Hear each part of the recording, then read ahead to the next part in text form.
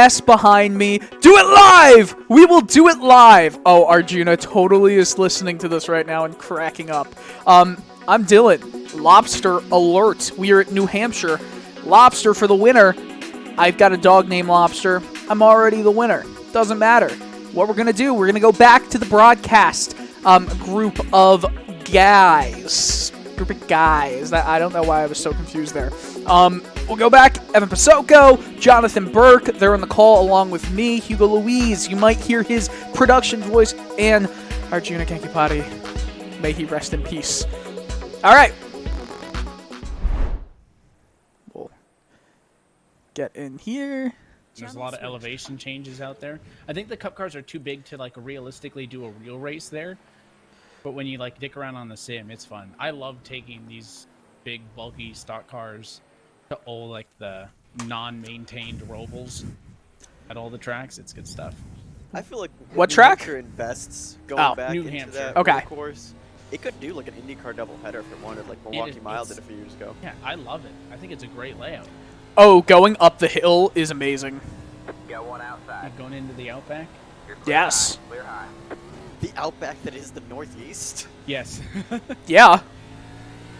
There's not much wildlife besides some wild Patriot fans and maybe a Bills fan bursting through a table. Like, I don't know what wild Patriot Patriot fans fans see. are a little bit disheveled this year, so I'd keep your distance. Oh, the Patriots fans? Oh, don't worry. Yeah. Like, all East Coast football has been awful.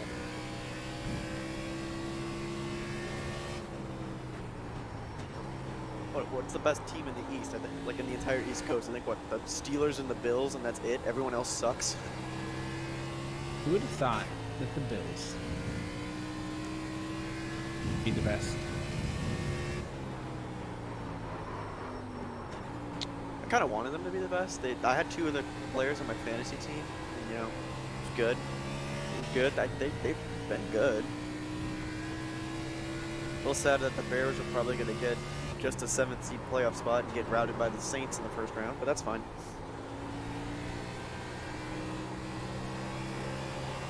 You got one inside. All clear, all clear. Outside. You're clear high, clear high. Oh, no. Oh, he's dead.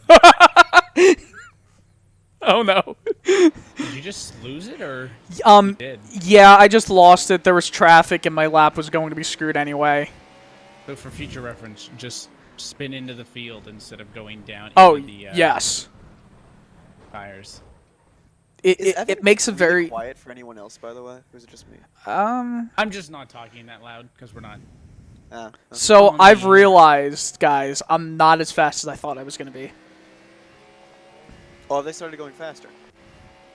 Yes. You are currently 17th of the 22 cars that are put down at a time. It was Well, real here's the hyped, thing. When did too. you put that time in? Is that 17 on older tires? Like, you worked up a little bit? Or is that No. 17? No, he was doing kind of hot laps.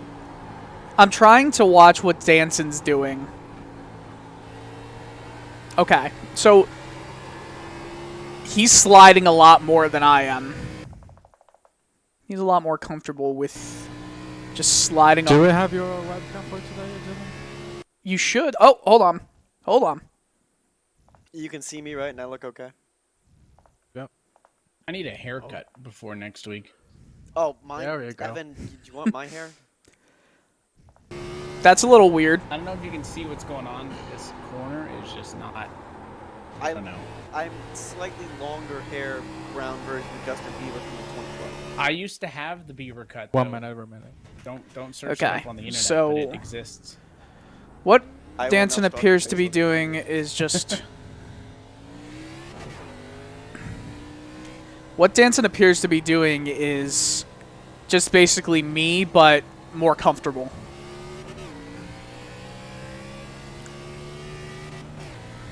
Low car down low. That sounds like everyone that's faster than us. Just us. Just more 30 comfortable. seconds. All of sim racing. I'm doing what they're doing what I'm doing. They're just confident in themselves.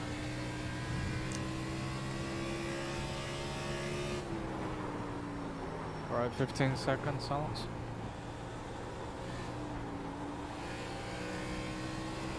inside. Clear low, inside. All clear, all clear.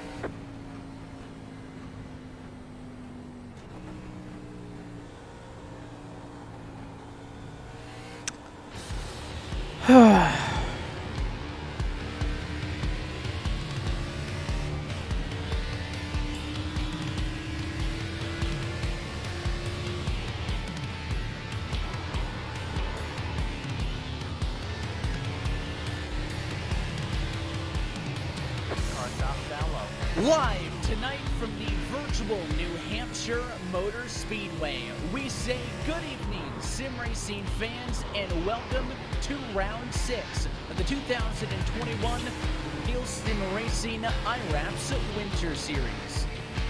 And happy that you're spending your Monday night, as always, here with us on RaceBot TV. We're alongside myself, Evan Pasoko, happy to be joined once more by Jonathan Burke on the call. Downstairs is our producer, Hugo Luis, and our in-race reporter, Dylan Coyle. And this is I don't want to say an RSR first, but it's a first in quite some time that we've got racing at the Magic Mile. New Hampshire Motor Speedway is back, and it kicks off the second half of this 10-race championship. With Matt Danson maybe seemingly being our new championship favorite because we're 5 down and 5 to go. Yeah, but this track presents a whole slew of unique problems that we didn't really see at Iowa. Iowa, you get a lot of multi-group racing. Guys on the high side, guys on the low side here.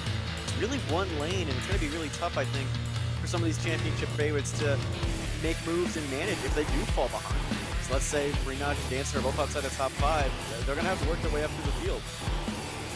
Been some time since they've been here as well, so I'm sure it's going to be a busy week with the Christmas holiday as well, trying to get whatever the sim time they could get in to practice and get ready for this one. Here's your championship points picture coming into this evening. Matt Danson did not win last week at Iowa, but his championship advantage grew. 4 points now at Andrew Ferdinand for the battle in first and second. Michael Lariah, big gains, but 31 back. Daniel Eberhardt, your Iowa winner, big gains. He's up 5 spots, but still 46 points back. It looks like it has for the last few weeks. A battle for first and second in the championship, a battle for third on back. 2-time race winner Danson, though, besting the 2-time defending series champion in Ferdinand thus far. And even tonight, Jonathan better than Ferdinand on the practice charts. We'll see where they end up starting as qualifying is underway now. And that's going to be qualifying. It's all about track position here at New Hampshire. Again, I mentioned it. It's going to be hard to pass, and I think if Danson and Ferdinand get out early, it's going to be, kind of a dogfight between those two. But look for Eberhardt or Lariah maybe to play spoiler here. They both have been consistent and fast. If they qualify ahead of them, it'll be interesting. And there's the track map we have. You said that it's Magic Mile, only 1 mile. Yeah, a lot of people are going to tell you race like a short track, but at over a mile and length doesn't fall in that category. Also, we're looking at summertime in-sim conditions. So 77 degrees Fahrenheit, 106 degrees, though, trackside temperature. There's going to be little to no grip here at a track that's barely got any to begin with only 2 degrees of banking on the bottom of the racetrack and 7 up top. That lateral grip not going to be there. And with a hot track, these tires are going to fall apart over the course of tonight's race. Taking a live look in at qualifying, Danson and Ferdinand right now provisionally 1 and 2. As these drivers get 2 laps to put down their best time to set the field, which I just mentioned, just getting past the Christmas holidays. We picked Liam Sheen, I believe that is there. Not what I wanted to do.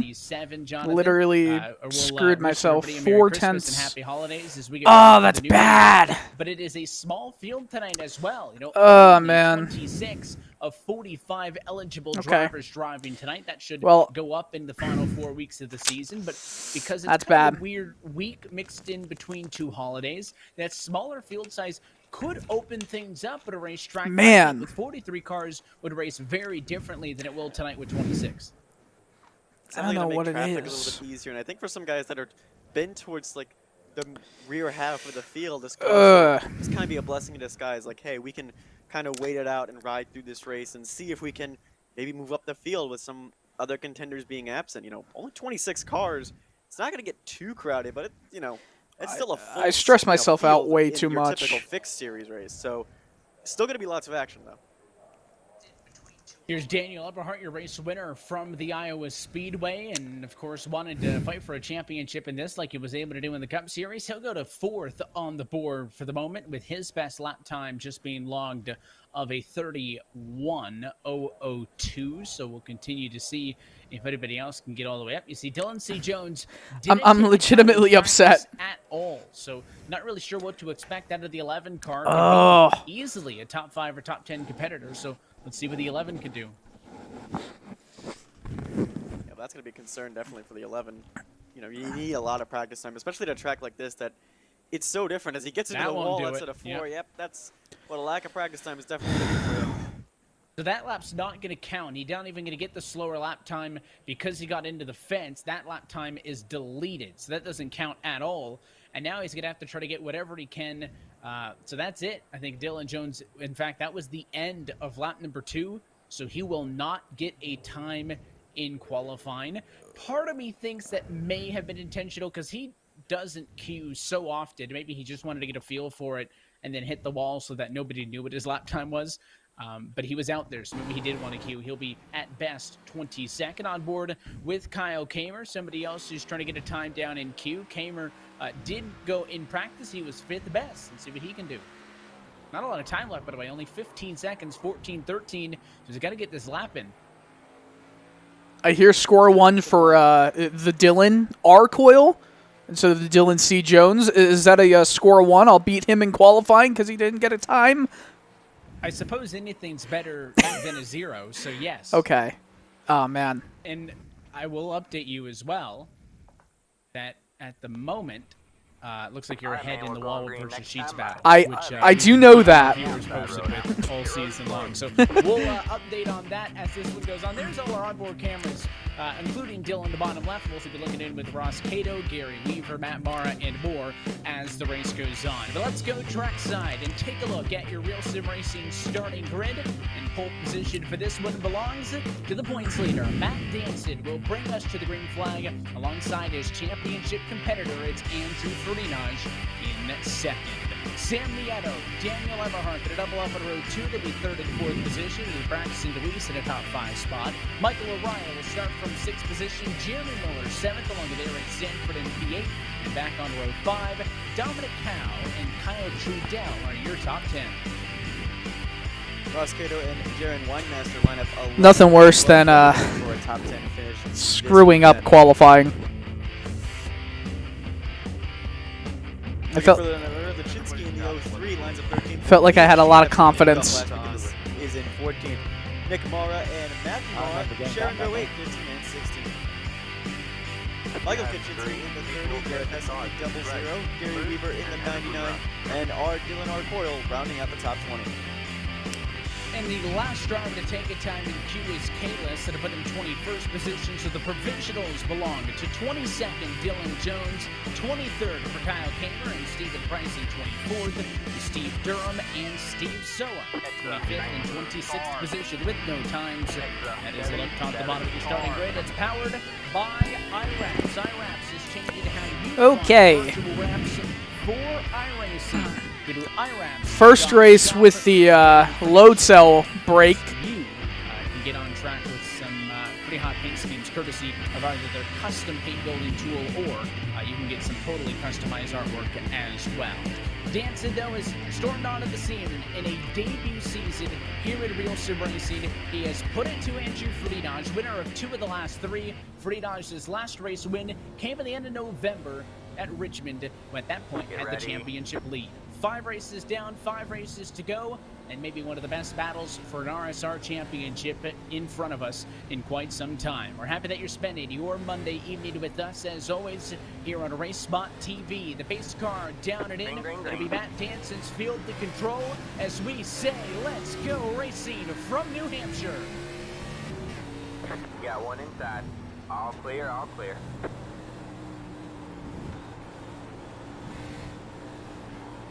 Inside, clear low, clear low. Inside. Stay high, there's a car on the low side. All clear, all clear. Inside. Still there, hold your line. Stay high, there's a car on the low side. the challenge for the race lead, but Danson hangs on. He'll lead lap 1, secure the first bonus point. Frenage rides in second as 1 and 2 pull away from a lot of chaos. There on back, it's Michael O'Reilly in the 44. They're nearly 4 wide off of the corner. Deweese gets a touch. He will save it. P5 going at it strong, still 3 wide now. This is scary. Dominic Howe with a brave move down on the backstretch. He's trying to make up as much spots as he can early before these tires start to wear out, but at the cost of Braxton Deweese, who had a brilliant P5 starting spot, and it's now all for naught. He's going to get eaten up here if he's not careful. A little bit of contact as well. One outside. It's Cato down on the inside. The fast forward eastwards, number 12 Ford Mustang, trying to work the bottom. Sheen going to be squeezed up against the fence. That battle right now, side by side, for about 9th and 10th on track. So as your leaders got off to a calm start, these drivers not so lucky. There's an on-board look with Ross on the left-hand side of your screen. And what he sees right-hand side as he will not hold off Sheen. Sheen gets 10th position, and now it's Urine Mindmaster to the outside in the 48 car. He'll try to make his way through. So clearly you don't want to be that low at New Hampshire. You want that extra lane or two up the hill to get some more banking. And looks like Ross is stuck. That was scary. At the moment. Yeah, because the problem with being that low, especially to that apron down there, is try and put the throttle down out of the corner and it gets loose on you, or it gets tight as he almost gets up into Windmaster a little bit. This is somewhere that Ross Cato does not want to be. He's going to try and slot in behind as quickly as he can, but that inside is just not fast. Anyway, find a hole. Windmaster making the pass, but he gets in front of Trudell, so he'll stop the bleeding at P12. Just like that, Cato 4+ seconds off of the race leader. But the lead car in this group is now under fire. Eric Stanford has position number 8. Braxton Deweese, though, wants it back. Deweese was the one who made contact there in that close call battle for 5th at the time. He lost a whole ton of position. I'm frustrated right now. Stanford's got that preferred lane on the outside. Going to be awfully tough for the 3 car, I think, to make this work down there. That 19 had a very good performance last week at Iowa, and I think he's kind of here to show and muscle that he's, definitely a top 10 capable driver. He came from the rear of the grid. This week qualifies in the top 10, and right now he's holding off Deweese, but not with much ease. He's got a whole heap of cars behind him. We're hungry to get by. He was trying to move a little bit up the hill to get Stanford higher up, but I think mainly just to get him a little bit higher up and out of that bottom 2nd lane or so, and wasn't able to do so. You can see Stanford, though, kind of scared by the 3 driving it in so deep, and Stanford was all the way up there, in the asphalt, the granite, there's 2 different compounds. If you get way up the hill, you end up in the granite. Not a ton of room up there. You can see that difference in the pavement color. That's where the asphalt meets the granite, and you really don't want to go up and above that 2nd or 3rd set of hash marks, and it will be a successful defensive P8. Eric Stanford holds off the challenge. Couple of big moves way back there down the running order. Not quite sure who that was, going way off to the inside, but no positions are swapped out for the moment, and you've got this pack of cars, Stanford through Lamar, 6-7 cars, all separated by the 2nd and chain. Yeah, and they're all going to be guys that are looking to get around each other quickly as Windmaster almost boots Liam Machine into the outside. Well, that was a close call. 125 lap race here at New Hampshire.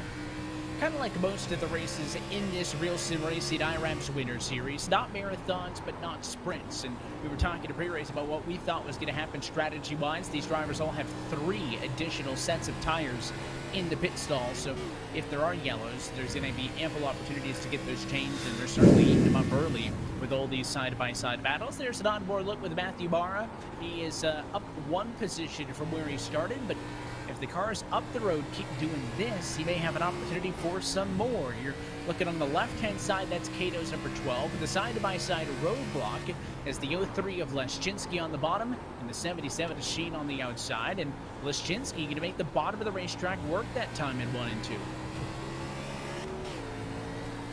think it matters who's in the top lane and who's in the bottom, right? He looks able to hold the bottom reasonably well, but it seems like Matthew Marr right here is getting held up a little bit like Liam Sheen. Did I just make that work? There goes the other Marr brothers, and the Marr brothers looks like they're on a chart. Trying to make some moves, and it's a big slide at a turn 4 for Matthew Mars, so he'll lose his spot in all of this as Kyle Kamer sneaks through on the inside. The driver who did not put a time down in Q started from 23rd up to P16. Now he's on the door of Liam Sheen. Remember, Kamer was top 5 in practice, but with no time recorded in Q, started outside of the top 20. He is trying to make early moves in the SK Sim Racing 4. There's another spot. In 3 and 4, he's now plus 8 spots and up to 15.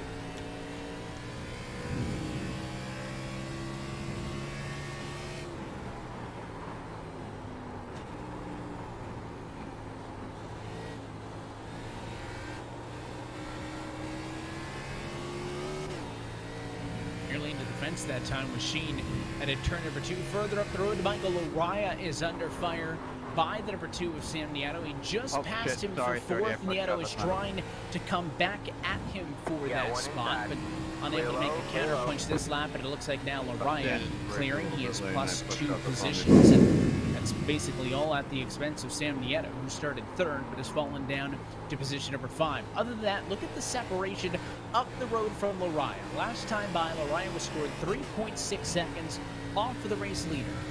But nearly 2 seconds and change of that is just to Daniel Everhart in 3rd alone. 1st, 2nd, and 3rd have all pulled away quite substantially from all of this fighting that you see mid-pack. And there's Ross Cato in another battle. This time it's the 03 of Leschinski that he gets. I just saw Liam Sheen has disconnected. And that was a driver that we were just watching in a battle not that long ago. I did not see an incident for Liam Sheen. So maybe he just had to pull over and park it because he had some sort of an issue outside of the sim, because he was running. Last time we saw him, kind of around the Mars in 16th, Sheen has indeed parked it. And talking about through the field, let's check in with our in-race reporter. Well, he's side by side, the battle of the Dylans, since you wanted to point that out in Q. Dylan Coyle, Dylan Jones fighting for 18th and 19th position. We've been fighting pretty much the entire race so far. See, look at this. I hit the wall whenever I start talking to you guys. I mean, he signed up for it, so I'm not I going to did. apologize. That's going to be a spot loss. The 22 of Oh, Stephen Price. whoa. Look out. There's Okay. himself. Clear low. Steve Durham with the hip check in 3 and 4 to get on by. That hurt a bit. I thought we were going to see 3 wide up the road because Stephen Price had a big run, but instead he just opted to give it to the bumper of Dylan Jones. That's Kaczynski way up the hill. What's it like? I mean, tell us a bit about New Hampshire. How's it been handling so far? Oh, look at that. Dylan Jones just got really up into the wall. That was big. What's it been like? Congested. Congested. It's a lot of guys have been making mistakes back here. Hold on, let me try to make this move. Going into 1. We'll see. A little far back. Yeah, you're going to have to be really brave on the brakes if you wanted to try that. Your buddy's behind you again, so watch. I know. Both with right side damage. That can hurt at a place like this where it's so flat. We've been green for 17 laps. I mean, are the tires already kind of falling apart, or is it? I mean, is anybody taking it easy and trying to conserve, or? I have not seen much of that. Going 110%. It looks like Yeah, it is nuts. I feel like everyone is going 110% right now. This feels like a road course in how I have to manage my throttle coming off the corner. It really does. As Jones has a run here. Side by side, this battle is for 19th and 20th on track. And like Kaczynski also going to go way deep into the corners all the time. We'll let Yes. you deal with we'll let you deal with the other Dylan. Thank you. We'll check back. Have fun with your friends. I think there's a battle for 2nd, at least close to happening. Not many times do you say that Andrew Frida is just 1.8 seconds off for the race lead, Mulroney in 2nd, but it is a big margin. You'd think that's the battle for the race lead. This is the fight for P2. Where's Danson? There he is, way up the road. And Everhart has been better than Farinaj for the last several laps, and he's reeled this thing all the way in to that time, but a half a car length down into turn number 1. race winner from last week, trying to put another spot on Friedage. Should have been Danson leading. That 05 car going to be feeling pretty good at the moment. I know it's early, only working lap number 20 of 125. Yeah, I think we mentioned a little bit in practice. Dylan Coyle was out on the track and he was saying Freenage needs to get out of the way. I don't think Freenage is strong on these long runs right now. I think his Please speed give has fallen context off. for me saying that. Dylan was out to be on fair, fresh tires. that's and normally Freenage was on much what older tires. Friedage is best at. Like, he's always complimented as the guy that can conserve the tires, can play the right strategy, and can play the long game. And maybe he's saving now to be good in 40 laps, but you're absolutely right. I mean, at that point, you know, in practice, to be fair, he was on nearly 30-lap old tires. Dylan was on freshies. But it appears to be holding true, at least at the moment, that of our top three, Friedage is the slowest at this moment. Stay low. And let's take Iowa Yeah, as I'm well. not in the top 3 though. You're clear high. Clear high. Well, let's take Iowa into consideration as well. Freenage was really not a factor much of Iowa, and Eberhardt was. Freenage, I believe, just lets Eberhardt go. That'll be a tactical move, certainly. He knew that the Donnie was better, let him go, and Friedage is going to give away a bunch of time. So now let's see, what can Eberhardt do? We're going to expect him to pull away from Friedage in this battle for second and third. But will he be able to close in on Danson in a battle for 1 and 2? Last time by, the difference between first and second, 2.602 seconds. This is Eberhardt's first full lap without that 88 car in front. So I'm curious if that difference is going to close just a little bit. And this is normally at New Hampshire, where I'd start talking about some pretty thick traffic being a concern. But again, smaller field means that these race leaders shouldn't have too many of those awfully close moments. And on Eberhardt's first clean lap, 0.02 of a second slower than Danson, the race leader continues to pull. Here's an onboard look with Gary Weaver. We saw him in a bunch of battles earlier. He's in another one now, in a fight with Kalis, Coyle, and company. Here's your look as he uses those VR goggles, left-hand side of your screen, and a little bit loose that time. And at turn 4, as he's trying to get back up to 19th on Kaczynski, but going to keep the car underneath you on corner exit first. Stay low. Yeah, gotta be careful with the throttle. And be careful of the other cars too. Lachinsky has been kind of slow and been kind of loose, and he almost got collected in a wreck. That was hairy for the guys right behind him, including Dylan Coyle, who's trying to go underneath Gary Weaver right now. Sound like a good jingle. Stay low. These guys are going at it. It's some 24 seconds off of the race lead. But definitely what I'm noticing looking at these battles, Jonathan, is that consistency is what they're struggling with, right? Kaczynski's deep into the corners. Gary Weaver sideways off of the turns. And that's how you get these big groups stacked up. You don't have consistent lap times being put down. It's someone's going to make a mistake, they're going to lose the spot. The next lap, the other guy makes a mistake, they try to pass them back. That's how you get these pockets of, 5, 6 cars that seem to be unable to separate themselves from one another. Yeah, but those are always the fun battles, though. The ones where they're both sliding back and forth, maybe banging doors every once in a while. Those are the battles that we want to see. But right now, it looks like 30's been able to get himself a little bit under control. The problem is, you can see in the background there are some other cars, and they may get lapped soon. And this is not as thick as we, again, normally would expect.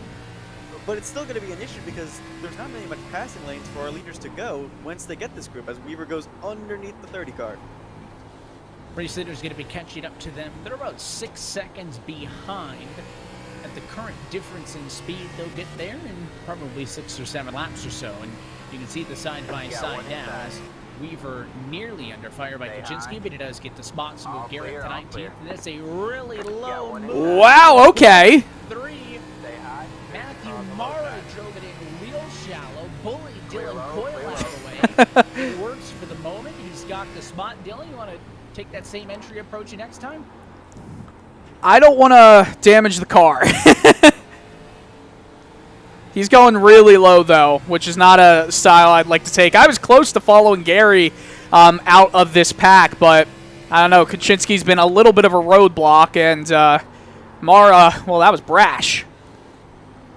To say the least. Mara started in 16th spot. Right now runs in the number 21 position. So has. I feel like he's blocking me in a way. I'm about to go last right now. That's Kalis behind you for the last spot on the lead lap. The number 43 car looking to the inside of the 26 who started this race 3 of them are out of there. Liam Sheen, Dominic Howe, Steve Soa have all gone to the garage. We are still caution-free, though, to this point. So some of those drivers towards the back of the field have really struggled. I know Soa hit the fence back on lap number 24. That's why he went to the garage. So drivers at the back really having a rough go. I don't get a lot rougher too, because there's Matt Danson. Yeah, I don't feel uncomfortable. It's just very difficult to pass. New Hampshire. Maybe one of the reasons why it's not always on the RSR calendar is because it's not necessarily an edge of your seat thrill ride. A favorite. It's a challenge. It is a challenge for the drivers, and there is something to be said about having tracks that are just hard to drive. I think a good combination of hard and fun. Maybe Lucas Oil Raceway coming up next Monday night here on Race Spot TV. That'll be a fun one. First trip there in the RSR IRAPS Winter Series in-series history for round number 7. So that's going to be a good show. But at least here tonight for the Magic Mile, look at this 3 wide in the corner with your race leader, Matt Danson. He is 2.6 seconds ahead of Eberhard in second. So we thought maybe he was going to be a little bit more conservative getting through traffic. But he gets by Kalist. Now on the inside of the 23 Amara, doesn't seem to be too afraid of these lapped cars to him. They're battling for position while he tries to get past them. I will say I will not move out of my way if I'm in a battle, which I'm in. You're next. Danson gets by the 23, so the battle for the Lucky Dog right now between Kalist and Mara, and I think this whole group going to be kind of the battle for the Lucky Dog spot if we were to see one. 32 laps into this race already, quarter distance in the IRAPS 125. Minus some scares, maybe, Jonathan, on that opening lap with that group 5th on the back. It's been pretty clean, I will say. And now Danson going to go by and make a pass on the 79. Next up is Michael Kaczynski. We were talking earlier, and you said the over-under on yellows was 6 or 7. I think the question may have to be, how many cars in the lead lap over under 6 or 7 when this one's done? Because Danson is good, but he has lost a lot of time, I should note, getting through that traffic. That 2.6 second advantage is down to 0.9 to Daniel Eberhard. So Danson's through the thick of it. He'll start to pick back up time. Eberhard's still in there. He's got 2 more cars to get past, so he'll lose a bit of time in turn, but Eberhard did do a lot more of an efficient job with this traffic than Matt Danson did. It's always easier when you're the second place car, because when you're the leader, they're fighting to stay on the lead lap. When you're the second place car, they're like, oh, well, I've already lost that fight. I gotta kind of give it up. And also, you can really follow Danson and Eberhard. Really good job is dispatched some of these lap traffic cars, but Dylan Coyle probably not in the recommended spot. He's trying to battle 2 other cars, while there's a battle with 2 lead lap cars right around him as Freenach is right behind him. Could be battle for 2nd and 3rd, while the lapped cars battle for 20th and 21st position, depending on how that shakes out. As you can see, Mara back there still doing the battle, but Daniel Eberhard is through minus Kaczynski. Once he gets by Kaczynski, he'll have cleared all the traffic, and he lost 3/10 that last lap. The gap goes from 9/10 to 1.2. All clear. May not lose a ton here because it looked like Kaczynski got out of his way. Here's a good duo, though, from 12th and 13th position. 2 drivers who we mentioned a little bit earlier, but haven't talked a ton about them tonight. Aaron Winemaster and Mariusz Leszczynski doing battle. Leszczynski up the road in the 03 truck, and Winemaster, you're on the board with him in 13th. They've only passed each other. That's the only thing these 2 have done in this race. Leszczynski was where Winemaster was. Winemaster was where Leszczynski was. It's kind of been a 2-way battle, and they're in a bit of a bubble, admittedly. 2nd ahead of the car behind them, and 3 seconds behind the car in front. Yeah, but this is, I think, what we were kind of expecting with this smaller field, is that this midfield was going to space out, have a bit more room to breathe, and I think for someone like Winemaster, who's been in the thick of things the past few weeks, and Leszczynski for good measure, this is probably another sigh of relief that we can run like a nice, smooth, clean race and just pick our battles. And now you're at the point where it feels like a bit of endurance, right? If you're fortunate enough to not be in those kind of clusters of cars, there's a battle between Aaron Hess and Dylan Jones for 16th and 17th. There's the battle between Stephen Price And that was, so it was Price was, gives it to the 48 there. That was Winemaster, who just drove it into his quarter panel. And they both did a good job of hanging on, and now they're side by side again. So a bit of fireworks for 13th and 14th. So aside from these guys who are running each other over, if you're on your own, you can kind of focus on saving the tires, making it to a pit stop, and kind of reverse engineering this race, because it looks like it has a real good chance of going green. Minus what those two just did. Still there. You say that, but it's going to come harder and harder to pass as these tires wear off, and I think Stephen Price just proved it right there. He's overcooked it and almost turned the 48. I'm pretty sure both of them are not going to be happy with each other later on, and if they get together later on, 22 may not want to be near the 48, but it's going to get harder and harder to pass, and I think it's going to be even more of an issue, especially as the lap traffic gets, you know, to like the 3rd and 4th and 5th area, because they're even slower than the leaders. It's a good Thanks. look at Price. At that point, he's locked up. He knows that he overdrove the corner and tried to get on the brakes to not get Winemaster. Got him in the quarter panel. They both go for a nice slide, and good piece of driving for both of those drivers to hang on to it and keep this race green, which is basically now 1/3 of the distance through. So is it going to be... Oh, I almost just got spun by Mara. One-stop race? Is that the idea here? I think so. How's my rear damage look? I just got almost spun right there. I think we got a second look at the bit of contact down into one. That's the 43 of K-List on the bumper. A touch, a slide. It looked pretty good. The quarter panel, I think you're missing a bit of paint, but I don't see anything too bad. Yeah, this was just painted. Just think of it, it's job security. You keep messing up the paint schemes, you got to keep painting them. Now, was it me that messed it up? That's the question. No, it's just becoming harder to pass, and I think the 43 is looking inside. It was very similar to those other two. They go to the inside, the car just doesn't turn. Which is why I've been trying to cover the 2nd and 3rd grooves. I consider New Hampshire a 5-groove track with only 2 of them that actually work. And I am in the 3rd groove right here. I know Nieto's right there. Yeah, watch out. That's a fast race car. Sam Nieto 4th on track, flying through the field. He's been pretty quiet tonight after falling off of the 3rd spot. He's on 10 seconds off of the race lead. Okay, look. Rinaj still 3rd. That's very comfortably. So 3rd looks like worst case scenario in this race for Rinaj if this race were to go green. But Daniel Eberhardt has been closing on Danson. See, top of your screen, 0.6 of a second. All the intervals for 1, 2, 3, 4 up there at the moment. He has been one of the best cars on track. And we saw Danson rip off 2 race wins in a row back-to-back at Michigan International Speedway. And then when we headed out north of the border to Circuit Gilles Villeneuve at Montreal, Eberhardt, race winner last week at Iowa. Maybe an opportunity to go back-to-back in his own respect. We talked about that points deficit. I think Eberhardt could win every race for the rest of this season and still not win the championship, which kind of puts an onus on just how much that bit of a slow start hurt him, because since then he has been spectacular. But it doesn't mean he's not going to try to put it to these guys and make a statement. And he's the best car on track as of the last 5 to 10 laps-ish.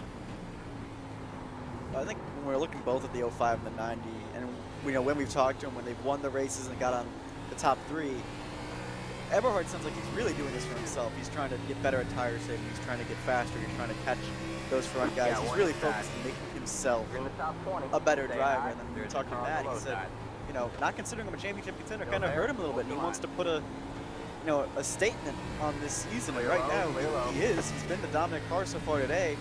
But this is going to be an epic fight between these two. And if something goes wrong, Freenage is there to pick up the scraps. But Freenage, we talked about his dominance, and right now he's just been a top 10 car, been a top 5 car. He's finished top 10 in every race so far. So it's, I don't know, just maybe a good points day for the 88 if he can't really catch these two. He has been very good, very consistent, right? He is the only driver who has finished top 10 in every single race. Second highest goes to Danzig with 4. Danzig, though, has more top 5s than Freenage. 4 top 5s to 3 Michael Araya also with 3 top 5s tied for second most in the series. So in any other season, Freenage has done enough, right? He's holding off Lariah, he's holding off Eberhardt, the Trudells, the Joneses. Those are the guys that he had to deal with this past season in the Full Throttle Cup Series powered by Boosted. But with Matt Danson entering the picture, just good is not going to be good enough for Freenage. He needs to be perfect, which he has been several times in the past.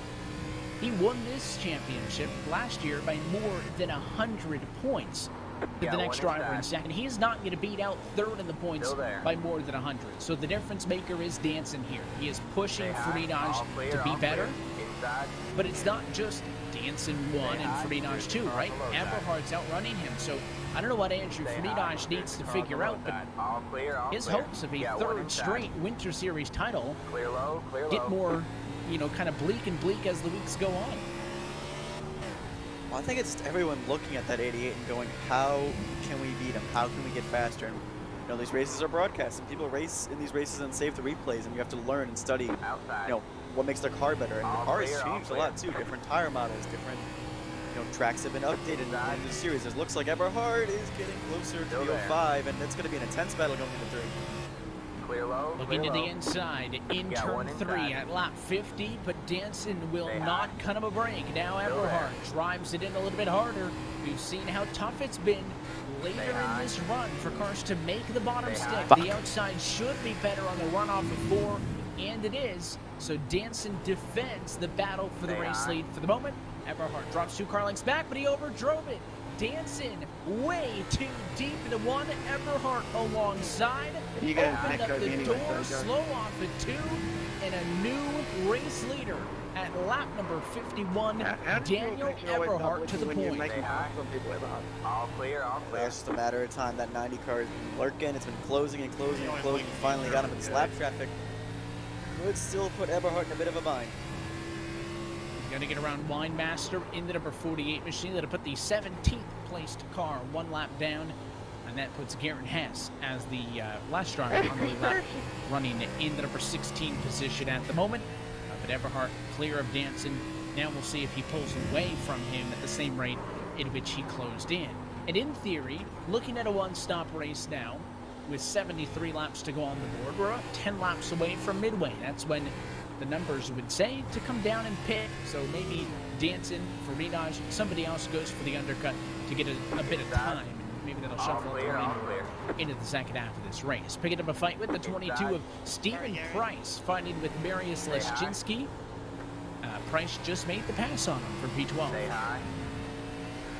22's been on the move, and with authority, you know, didn't need to actually get into the 48 when he passed it. This 22 has been fast and could, you know, quietly pick up a top 10 here if he plays his cards right.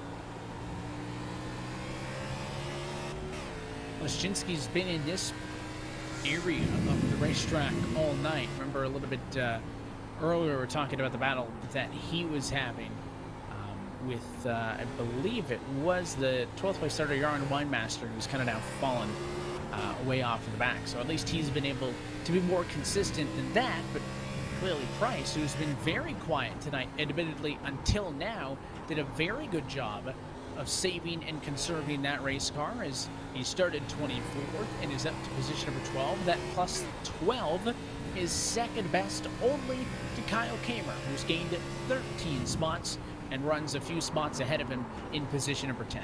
Inside. Stay high. And those guys have been making the pass. If you look right here, Trudell's Clear low. trying to look for a way around Braxton. Deweese trying to recover from that horrible first few laps where he almost got into the wall, almost got turned, almost got freight trained. It was a rough first few laps in the number 3, but working his way back now, and he's going to have to try and defend the 7 until pit stop. Another 10 or so laps away.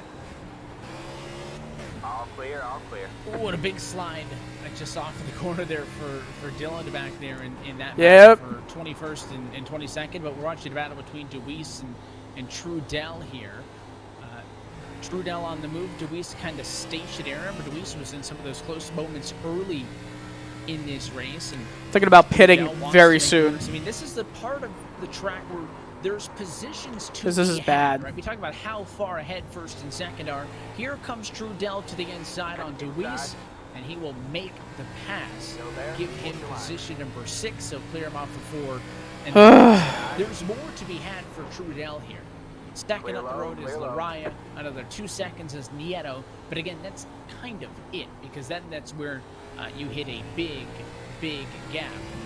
And it's 8 seconds between Nieto and 4th, and Andrew Freenage in 3rd, who, don't look now, one of the better cars for the last several laps has been Andrew Freenage running in 3rd. So pit stops, though, we have a taker. Nick Mara is down pit road, just shy, but by 5 laps or so of halfway. So does this open up the fuel window for drivers to come in and get serviced? And this could be one of the key parts of the race. We saw at Michigan when there was green flag pit stops.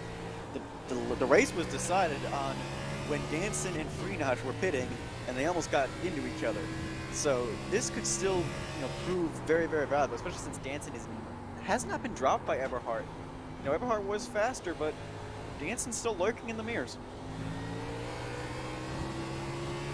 So their service is completed for the 32 machine. No funny business for Nick Mara. In fact, pretty quick 4-tire stop. He spends 39.9 seconds total on pit road. He'll blend himself back out onto the racetrack.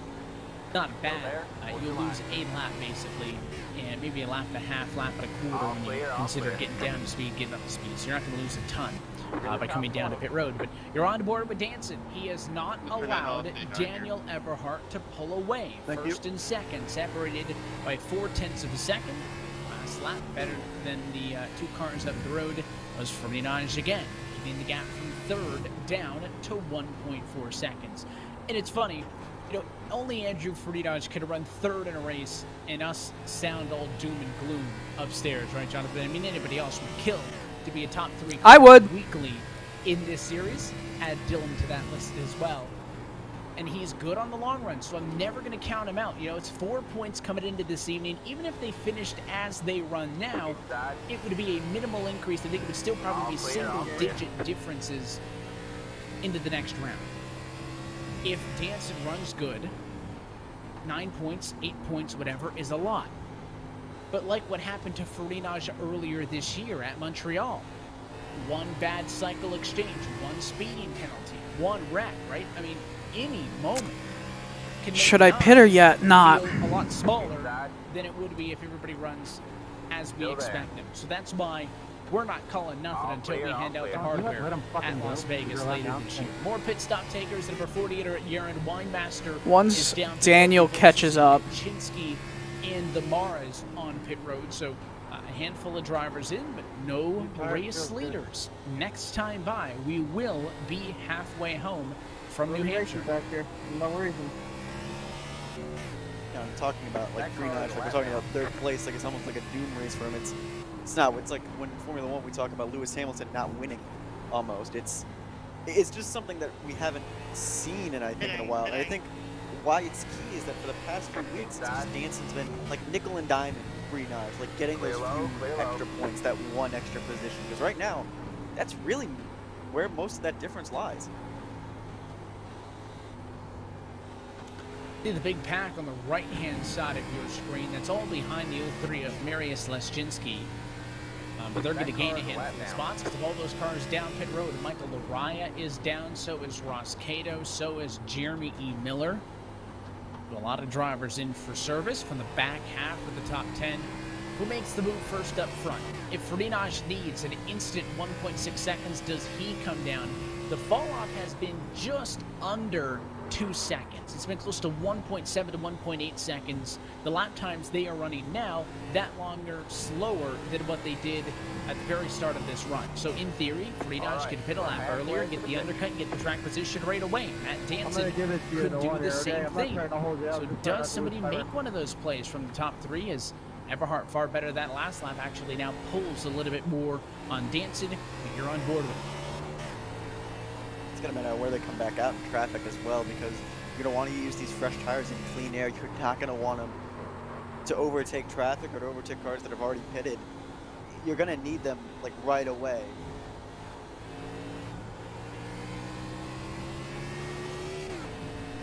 how careful he's got to be before he gets fully back onto the Stay throttle. high. Lap traffic clear, as all well clear. in the mix here. That is the 79 machine Got one of inside. Dylan Coyle. Yeah, I was trying to see if I would have any shot Clear low. of staying just a lap down and staying out, so didn't work out for me. I'm going to have to go into the pits now, and I'm going to have lost a lot of time here to the guys I was fighting. Pitting now. Worth fighting for. Might as well try something. We've seen that many a times. More pit stops. Leszczynski is down. DeWeese is down. Some more drivers for the tail end of the top 10 are down pit road. Dylan Coyle as well, just now getting onto the pit lane for, if this race can stay green, the one and only pit stop necessary in a green flag race here in this IRAPS 125. And yes, it's very easy to That sucks. oversimplify and say simply, pit earlier, you get the advantage, right? As Kyle Trudell, here's a big move from P6, is down pit road. That's it. But go. of course, if you pit earlier, you're going to have the worst tires later. So that's why the leaders may be playing this three-way game of chicken, as Friedrich has really fallen off the last few laps from 1.4 seconds off of the race lead to 2.2 seconds one off of the outside. race lead. Aren't necessarily Clear going high, to clear jump high. to be the first ones to come down pit road, because they want to have good tires late. And listen, things are going well. They don't want to risk going a lap down by pitting and then a yellow trapping them down there either. Well, if all three of these drivers are confident in the long run, I think that's another key thing that we have to talk about here, is that if they're confident in the long run and they're confident with their lap times and still gaining some time, then there's really no harm in them, especially if it's just these three fighting for the win. Now, in other battles, in Dylan's case, him staying out may have cost him a few positions. However, he's going to have fresher tires later on, so he'll come back at them. So it's just kind of a matter of who's pitting where, and since no one from the lead three has jumped, it's kind of a question mark right now. Whoever jumps first is going to decide it. And it's a waiting Get game. Ferninaj out of the way, guys. Oh, look, here we go. Roll reversal. Number 79 of machine. Too slow. Gonna blow past the 88. Yeah, Friedrich, she's holding it up. I need to As take we some go pictures past of this. the cars. I know, and there's another one. As we watch the battle for the race lead, same thing happening right now with Yeah, Nick one Ibarra, outside. right? Nick Ibarra just came down. I'm a legend. He's got fresher tires. So does Sean Kalis. They're trying to pass first and second, but they're being very careful, Jonathan, to not interfere with this battle for the lead. If they wanted, they could blow right by him, but they're trying to find an opening, and as Danson looks to the inside of Eberhardt for the lead, Mara just abandoned any thought of going to the bottom there. I'd like to see them keep trying to be kind, because it helps when I'm trying to fight K-List right here for position. It's all here work. I think the issue also is these two still have to pit, so Mara has to be concerned about if Eberhardt or Jansen just all of a sudden gets out of the throttle in 3 and 4 and tries to come down pit road. Like, they're going to have Got one no outside. space or time to react even. Well, they better say it. Like this right here. Some moves. All Yeah, in clear, the all past, clear. Dylan's down the party, so 3 lapped cars, but with fresh tires. This is fun. Behind a battle for the race lead. We've seen incidents happen one before outside. where something wasn't communicated, Still there. somebody Fourth tried to line, pit, down the bottom, there three was a wide. car there, and Outside. you can Two see wide Dylan there. not as You're polite clear maybe high, as the clear high. 32 and the 43. Absolutely not. Both of them. Hitting this time. What are you doing? What am I doing? I'm making moves.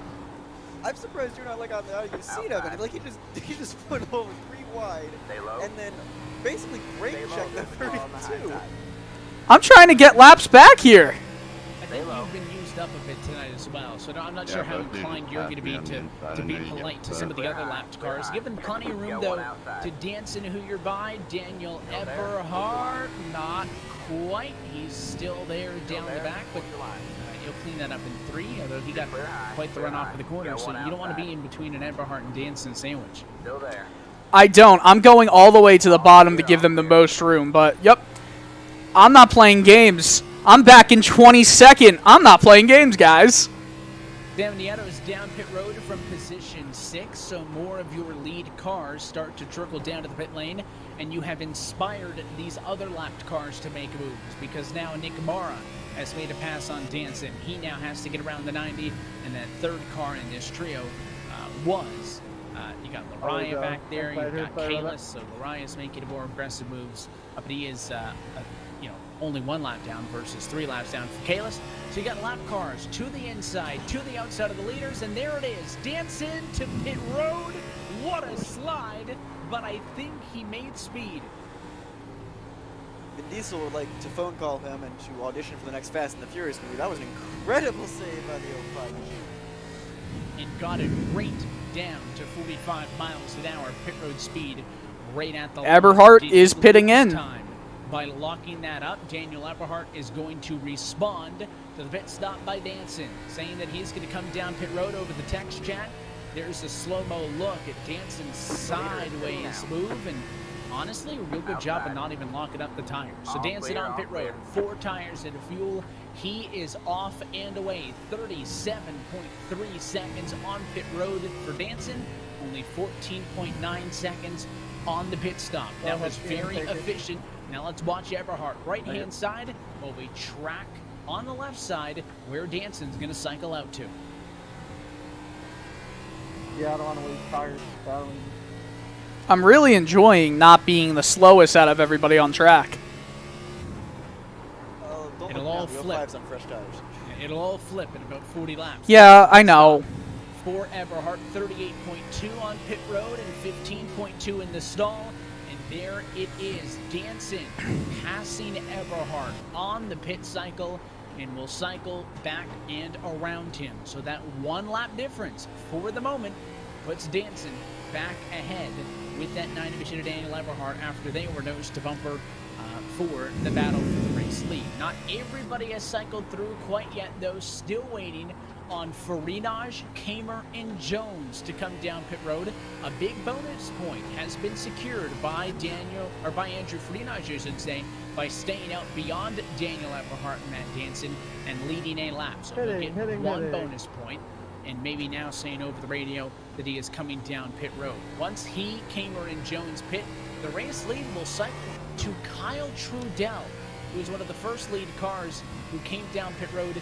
But I don't know, Trudell's going to make it that far, because see Danson in the 05, well, there's the 7 at Trudell. So the battle for the net race lead, left-hand side of your screen. I was fighting with Jones for the first 20 or so laps, and then I just fell completely off.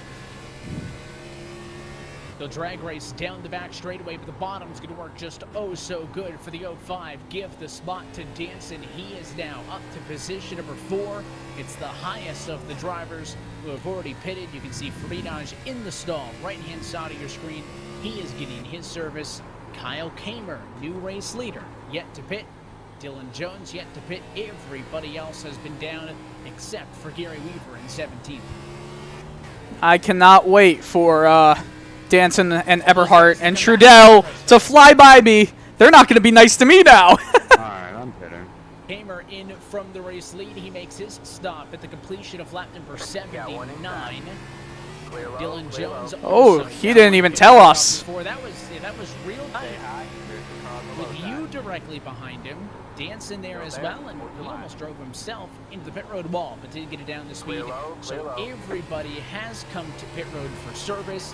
Everybody should now be good to the end of your leaders. Again, still waiting on Hess to pit and then Gary Weaver, but not in a factor for the battle for the race win. So the left-hand side, now there it is, big picture.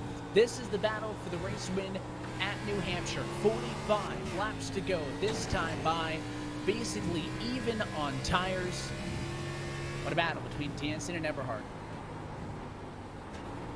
Now they got clear track ahead as well. The lap traffic helped Eberhardt, but Eberhardt's going to go down the inside. It's going to be risky. He's going to burn a lot of the tires trying to get to the underside of Danson right there. It is a nice view that's going to end in a few laps time that I've got right now of both of them fighting.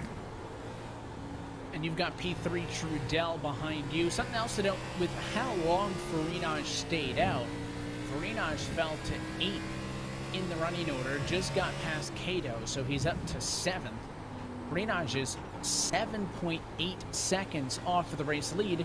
We went from talking about maybe an undercut putting him to the race lead to the overcut putting him well back. He'll have fresh tires, but I don't think he'll climb back to where these two are. Eberhardt searching all the way down the back, won't do it now to the inside as Danson goes a little bit wide, side by side for the race lead.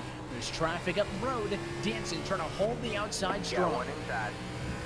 Yeah, now it's going to be a problem. There's lap traffic now. They've had some clean space, but now they're running out of it. Stay high. There's a car on the low side. And that 30 car trying to get up the road. They're going to squeeze 3 wide as Kaczynski holds the outside. Danson knows this could be the moment. This checkered flag is decided. Eberhard again to the inside, and Danson's given him enough space to make that work. He's not all the way down on the very bottom line up against the yellow, but the top's still better. They touched off of 4. The lapped car and Matt Mara gets out of the way, but Danson holds off a fight for now with 42 laps to go. Yeah, Eberhard, a good save there. They got into each other. I'm not sure if there's much damage on that right front. It may affect the 90s handling a little bit. We'll have to see. There's a second look off of turn number 4. Stay high. Definitely There's a car touched. on the low side. Clear low, clear low. That was Eberhard into the back of Danson as he kind of tried to tuck back in line after Danson stayed in front. Now Danson, notice how they're not side by side. He's down into the lane that Eberhard was in. He wants to be lower in the corner, but with the ability to go to the outside off. And now Eberhard again showing a nose to the inside. Tucks back in line. We saw that mistake earlier where Danson had held him off, but then Jonathan overdrove the corner like he was spending too much time looking in the mirror, just missed it. And that's how Eberhard got right there alongside it with him. Maybe all these kind of flashing to the inside, sticking a nose out, making him sweat is to see if he can force Danson into another mistake. Yeah, it's going to be, I think this is all mind games right now for Eberhard. He knows he's been faster the longer this run goes on. I think this is just kind of a, That was scary. Don't forget about me. Not going to be in a safe, comfortable position, which I think right now is working definitely in the 90s' favor. And you can see third in this shot, that all-white car. May think that is but that is Dylan Jones. Just to clarify, we're used to seeing an all-white Chevy of Ferdinand Larkin in third tonight. That is first car, 1 lap down, Dylan Jones, who would benefit from a lucky dog. But Ferdinand has made his way back to third, so he gave up a whole bunch of time and positions. He fell back to P8, but he's driven his way back to third. Oh, and a car into the wall. Michael Kaczynski nearly just knocked the fence down. There's no yellow, though. We're fine. But My main saw that competitor. on my other monitors. He just drove Oh, there goes the Eberhard. wall and now Eberhard battle on the for the inside. lead. Yeah, side by side. Oh, he's going up high again. Hang it out side by side in 2 as the battle for the race lead races on. Eberhard now a nose in front in turn number 3. He'll slide up to take the line. Eberhard, new race leader once more at lap 88, gets it done on Danson. Still there. He's got to run though. He came down, got a Clear low, late clear low. exit Get point, one but out Eberhard's back. going to send her down into 1 and You're make sure clear that does high, not clear happen. high. But now Good job, man. we are back You're to up where in we the top were at 20 the now. end of the first field run. Eberhard having just executed a pass on Danson, a pass that Danson wasn't able to return the favor to. But he passed him back after pitting first on the green flag cycle of pit stops. But on that last run, when this pass happened, Danson did not fall off. He stayed parked there within about 3 to 4 car lengths to the pit stop point.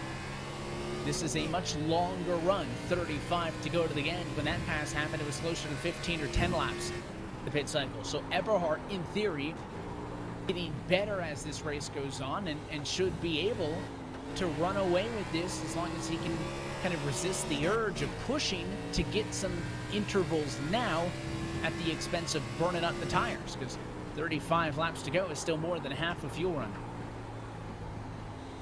The other thing too is we go side by side, we see Kalis and Lachinsky on the right side. The other thing too is, well, look at the track. You just have Dylan Jones.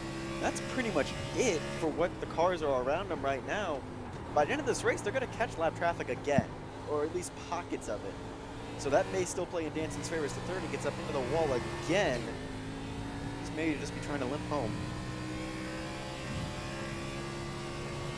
He's had a couple of close calls. I know, Dylan, you saw at least one of them. Yes, multiple, actually, within the past few laps. He's having a rough go. I wonder if there's any right side damage that's slowing him down massively and maybe affecting his braking.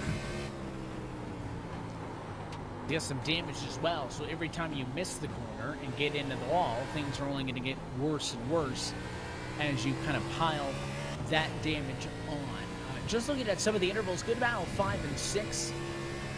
Michael Arias, Sam Nieto, you got Kyle Trudell, so kind of a trio for 4th, 5th, and 6th. Let's ride with Sam Nieto for a couple of laps around the virtual New Hampshire Motor Speedway. He's P6 trying to chase down Michael Arias and Kyle Trudell.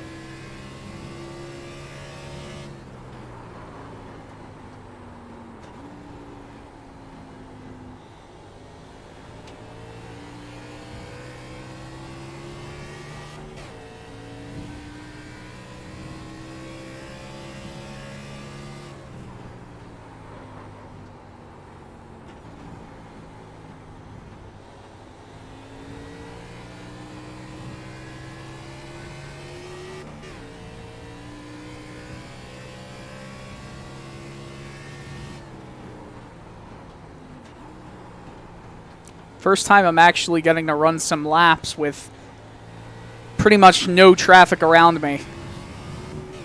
It's a nice feeling.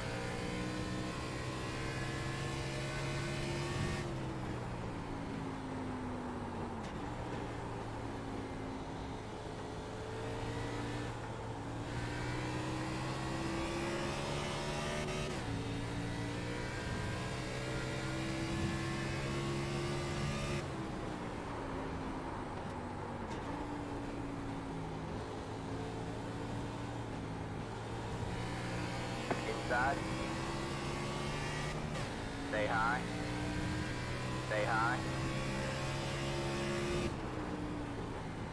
Stay high.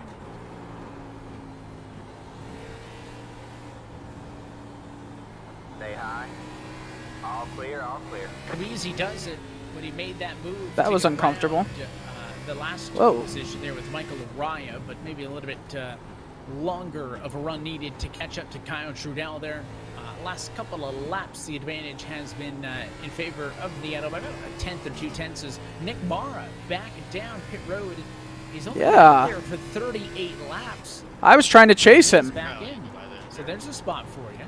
I'm not sure exactly what happened to him there. Didn't see any heavy damage. I wonder if there was some sort of, I don't know how he could have done it, but maybe didn't get it fully fueled up. I know it's default set to full fuel and tires, so we've seen drivers accidentally take, fuel if they didn't want it and only wanted to splash, and we've seen drivers accidentally take tires when they didn't because those are the default sets when you pit. But you don't normally not get enough or not get the tires you need. But clearly something with Mara, and he was in a pretty good spot. I mean, he was up, but both the Maras going to pit, Nick and Matt Mara, so that would lead me to believe that it was scheduled if both of the Mara Motorsports are in at the same time. They were also the first two down pit road when the cycle began, so I'm wondering if they were worried about not making it to the end, if they short-filled it maybe, or this is just the strategy of just take a two-stop and kind of just, let the race come to you, just drive it as best as you can. Oh, that was a scary corner for me. That's Kaczynski in the number 21 position. Half of the field on the lead lap, the other half of the field is off. So 13 of the 26 cars who started this race still on the lead lap. Maybe close to, my guess would be the top 10 will finish on the lead lap in this race by the time it actually ends. And in the home stretch now, 26 laps to go this time by for Daniel Eberhardt. Danson's done a very good job of kind of staying with him. You can see at the top, Danson has the best lap out of anybody tonight with a 39.05, but Eberhardt better when it mattered the most. They are so even right now. Again, that's Jones has a lapped car, not in this battle for the lead, but Frinage is closer than he's been all run. If we can see him, maybe. No, I didn't catch him there at a 2. He's 3.7 seconds back, so he's not close enough to be in the shot, but it was once upon a time 8 seconds. We'll see him here. There he is, that second white car. He is better than those lead two, but I don't think it's at an interval at which he will win this race. Ferdinand is going to finish kind of status quo P3, where he's been for most of it. But something that we need to that I noted earlier a bit was the traffic, and here it comes. You have 2 lap cars right in front. Gary Weaver, I believe, is the first one that Eberhard's going to reach, and then you see like a gaggle of like 6 or 7 as another car peels off for pit that are not too far ahead of the 90. So it's going to be a bit of a, I think a bit of a challenge to get through here. Danson may still have a few passing opportunities. And what happened last time they were in traffic? Danson was the lead car, and he struggled much more than Eberhard did as the And I enjoyed that. Yeah, Durham's going to make it real easy on these two. He goes to the outside, so no events there. Next up the road is Garrett Hess. That should be relatively uneventful just because Hess is on his own. And give a call to the double O mission to Garrett Hess, who started 18th and Ryan's in 16th. I don't think we've talked much, if at all, about him tonight. He's just kind of minded his P's and Q's, picked up 2 spots, and stayed out of trouble. So we'll give a call to him. But being one car should be easy enough for the leaders to find a spot. He'll go up and into the granite. Benani in the 05 going to get on by without issue. But then it's the next set where it's Price, Leschinski, Miller, Winemaster, Weaver, Mara, all back to back to back to back. Same group of cars that they had to deal with on that first run. A little bit more spread out now than they were. None of those cars are side by side, but with our leaders nose to tail, they're going to feel pressured to be a little bit more aggressive. Here's Danson on the counterattack, back to the inside of Daniel Eberhard. Wants the race lead back for his own. They touch into their door banging for P1. He's trying to push him to the bottom as much as he could, but I think Danson's there to stay. I feel like having the low line is not exactly the best if you were trying to make a move, and if you do make it, you're going to have to worry about that tire wear, because being on the bottom chews out so much of the rubber that you have in the these Goodyear tires. I'm assuming you're hoping Danson and Eberhard are listening? No. It's won by the car on the outside. So just as you say, bottom prevails in that scenario. Eberhard defends on Danson for the moment. They did touch, though, so I wonder if we'll see more of that as this race goes on. 20 laps to go this time by. That's crazy. This race has felt so quick, just like Iowa. After some wreck-filled races before, it's just been, I mean, no time to catch your breath in terms of cautions here. Would have been nice to be able to take a momentary kind of break to relax, think about strategy, as I have to deal with Kyle Kammer hammering down the inside. I'm sorry. I don't remember him from the chat. Yeah, that's Clear low, clear low. That'll be a post-race penalty. We'll talk about that Okay.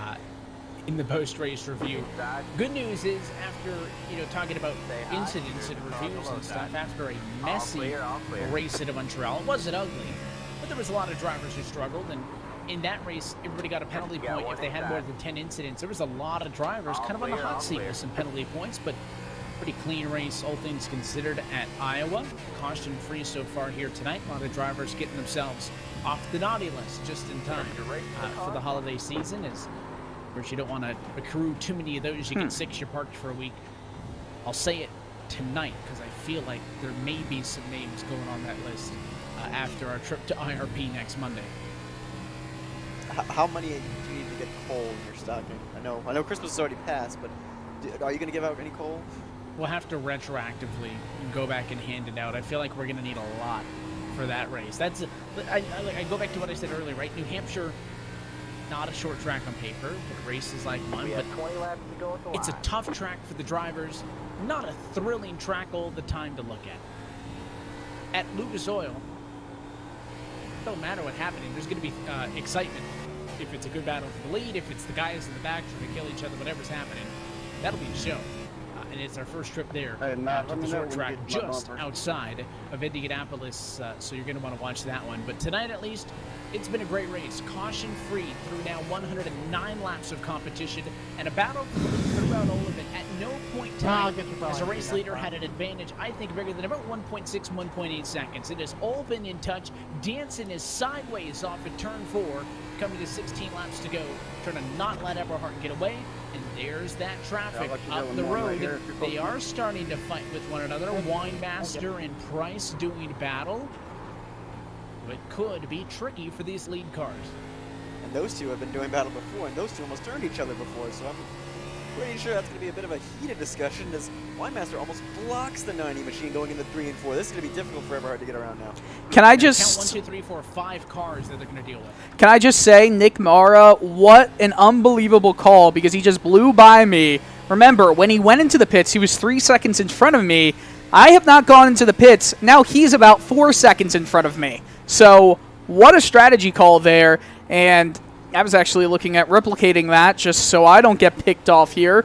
But there's just not enough time to make that strategy work. Great call there from the Mara brothers.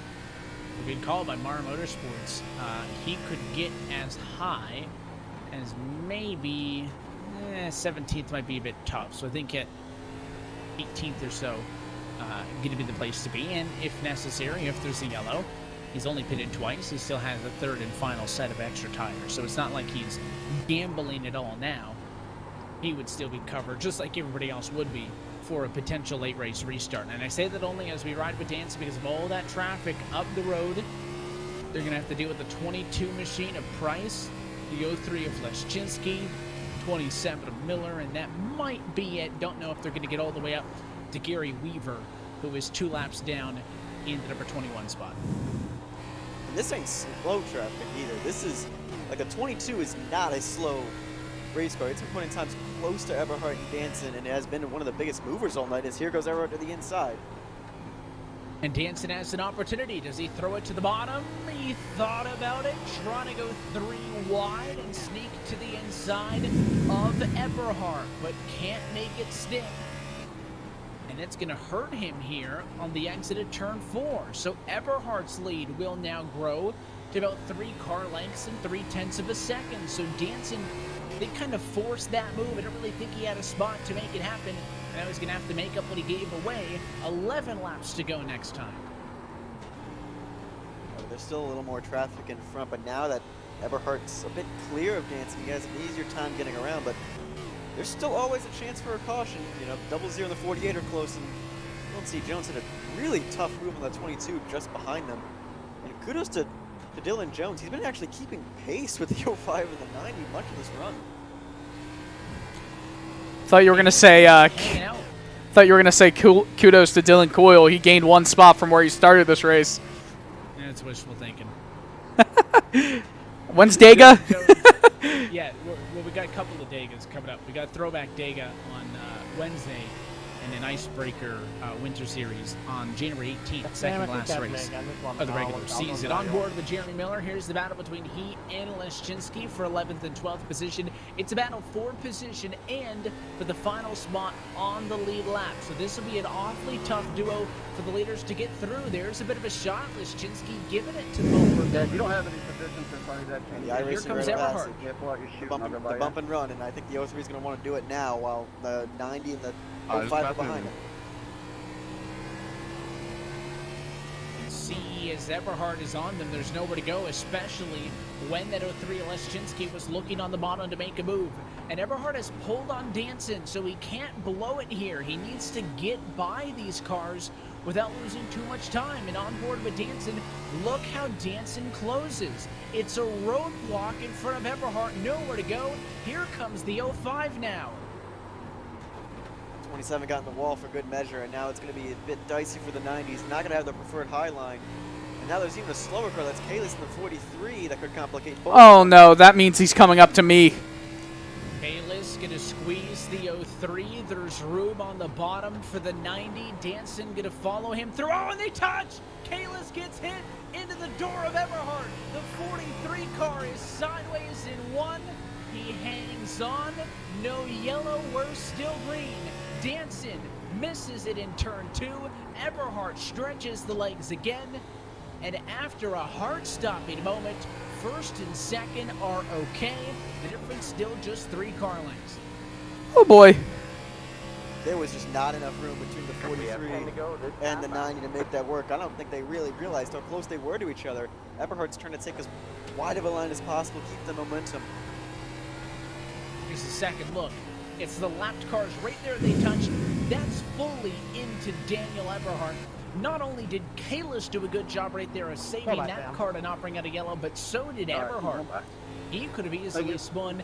If that contact was maybe a little bit tougher, they may have been spun without much chance. But a great save by Eberhardt. Stayed in the throttle and stayed ahead of Danson. 6 laps to go. Now this becomes almost more of a dogfight. There's only 2 lapped cars, at least visible at the moment, and that's our very own Dylan Coiler and Gary Weaver, who are in a battle amongst themselves. But there's enough gap in between to fit these 2 battling for the lead in between them. And to see if more of those cars are a factor. I said I wasn't sure if they were going to get Weaver. Looks like they most definitely will. Coyle going to be the question mark if they get that far forward. And they are so even right now. Maybe a slight advantage to Eberhardt the last lap. He did. He picked up 1/100th of a second. Danson needs to be a little bit closer, I think, if he wants that chrome horn to be an option. Eberhardt looking for a 2nd straight win. Danson looking for a 3rd in 6 starts. And Gary Weaver does the nice thing, pulls out along the side. That leaves just Dylan Coyle, I think, in front. And then after that 79 machine, it might be smooth sailing, I think, for the 2 leaders. Yeah, I'm not going to fight them. But I will want to keep positionally my car so Weaver doesn't get into me. I'll let them go here. You guys can go on the back straight. To go that time, and Dylan's now talking over the race radio saying, take it on the back straightaway here. Danson's going to hang it out on the corner, get as optimal of a run as he can, then slice to the bottom, and now set back up. Is there going to be fireworks on the bumper? Matt Danson, 1 shot there in the center of the corner, but again, his kind of moves that he's making in 3 hurt him on the exit of 4, and for the bumper, to 2 car lengths off he goes. Going to be 2 laps to go the next time by, having to get to the white flag for this race to be official. Using the bumper, especially here, definitely has its ups and downs. You know, you can move that machine out of the way, but he's not going to have a good enough run, I think, to make a move. It's going to be all about his consistency and how smooth he is these last 2 laps, if he can close. Still there. They both drove it real deep into 3 and 4, all the way up to the granite there. 3 lanes up off the bottom. Popsicle stakes in the air. It's 2 laps to go from New Hampshire. Clean racetrack in front. So these 2 going to be able to settle it amongst themselves. Danson now slicing to the bottom, trying to dime the corner a little bit. Gets the gap down to a car length, but again sideways off of 2. Driving the wheels off that thing. He's trying his hardest. Looking to the outside, he'll try to cut low for 4. White flag. Daniel Eberhardt going to see the white flag 1 lap away from a 2nd win this season. Still there. Clear low, clear low. Got 1 You inside. can see Danson fighting with wheel 2 as he Clear tries low, to clear turn it low. in. A good run off of the corner. Does he make a move in 3? I'm just trying not to wreck, bud. Look to the inside. He'll stay square. There's a shot to the bumper. Yeah, Danson handful right now. moves Eberhardt. Looks to the inside. Clear low, But the clear 90 low. caught Yeah, one hands inside. back on. Clear low, And clear Daniel low. Eberhardt wins at New Sorry. Hampshire. Hold on. Brilliant effort from the 90 machine to hold the off checkered that flag. 05. He was driving as hard as he All right, could, man. and Let's bring it on there he home and get goes. outta Little here. There's early the spin. celebration. Nice job, Gary. Better there than on turn 4 on the last lap. Danson, to his credit, gave him a shot, but he didn't run him over. So Gary got me on the last lap after I went wide, and I finished 20th. Not fun again. Short tracks. Iowa. New Hampshire's not a short track. It's a short track. It's a short track. It races like one, so I'm going to count A it. short state. That's certainly an analogy. I haven't considered that in the criteria for the short track before. There's the celebration, though, on the front straightaway. Daniel Eberhardt now a back-to-back race winner in the Rail Sobriety IRAPS Winter Series. And man, must he be thinking what could have been if this season had just started a little bit better. Let's take a look at tonight's full race results. It's Eberhardt, Danson, and Minaj. 1, 2, and 3. We'll chat with all of them here in just a moment with Sam Nieto and Kyle Trudell, your top 5. Michael Araya finishes in 6th with Rax Deweese in 7th. Bad. Kyle Kamer 8th, Ross Cato 9th, and Eric Stanford in 10th. Dylan C. Jones had a nice quiet drive to come home 11th in the 11 machine. Channel switched. Oh, man. Oh, my eyes hurt. New Hampshire, 125 laps is so boring.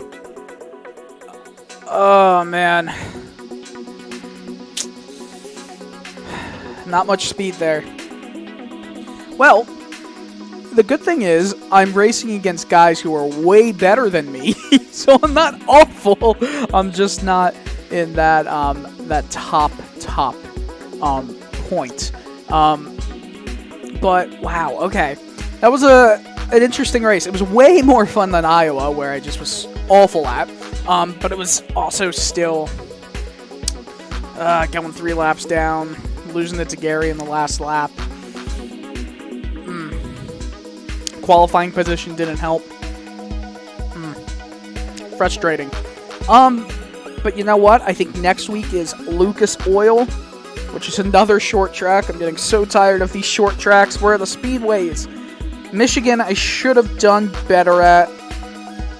The issue is that there's not many yellows in this series, so without many yellows, you can't kind of use strategy for the most part. It just comes down to how fast you are. I'm not going to beat any of these guys on flat-out pace. Oh, this is frustrating. Okay, well, Wednesday, Talladega, RSR Throwback Series. That'll be a lot of fun. We'll, I guess, see you then. For now, thank you for watching here. Have a good one, everybody.